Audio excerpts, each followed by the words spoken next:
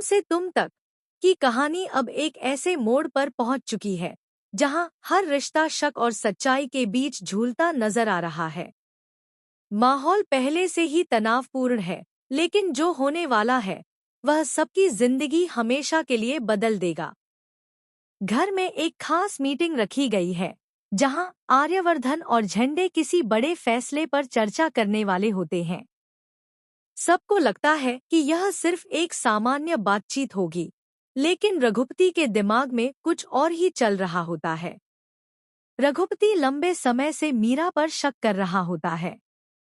उसने चुपचाप उसके हर कदम पर नजर रखी, उसके फोन कॉल्स, उसकी मुलाकातें, सब कुछ। और आज उसके पास ऐसे सबूत होते हैं जो मीरा की असली सच्चाई को सबके सामने लाने वाले होते हैं। जैसे ही मीटिंग शुरू होती है, मीरा आत्मविश्वास के साथ वहां बैठी होती है, मानो उसे पूरा यकीन हो कि कोई भी उसकी सच्चाई तक नहीं पहुंच सकता।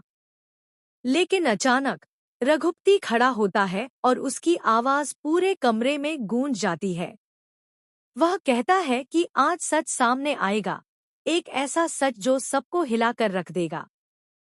यह सुनकर आर्यवर्धन और झंडे हैरान रह जाते हैं, जबकि मीरा के चेहरे पर हल्की घबराहट दिखाई देने लगती है, जिसे वह छुपाने की पूरी कोशिश करती है। रघुपति बिना वक्त गंवाए अपने पास मौजूद सबूत सबके सामने रखना शुरू करता है। वह बताता है कि कैसे मीरा ने शुरुआत से ही सबको धोखा दिया, कैसे उसने अपने फायदे के लिए रिश्तों का इस्तेमाल किया और किस तरह उसने हर किसी के भरोसे को तोड़ा। जैसे जैसे वह एक एक सच खोलता जाता है, कमरे में सन्नाटा छा जाता है।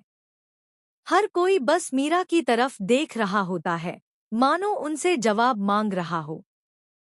आर्यवर्धन के चेहरे पर गुस्सा और दर्द साफ झलकने लगता है। वह मीरा से सवाल करता है, लेकिन मीरा पहले तो सब कुछ झूठ बताने की कोशिश करती है। वह खुद को बचाने के लिए नई नई कहानियां बनाती है, लेकिन रघुपति के पास हर सवाल का जवाब होता है। उसके सबूत इतने मजबूत होते हैं कि मीरा के पास अब कोई रास्ता नहीं बचता। झंडे, जो अब तक मीरा पर भरोसा करता आया था, पूरी तरह टूट जाता है।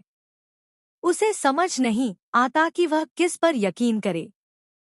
उसकी आंखों में धोखे का दर्द साफ दिखाई देता है।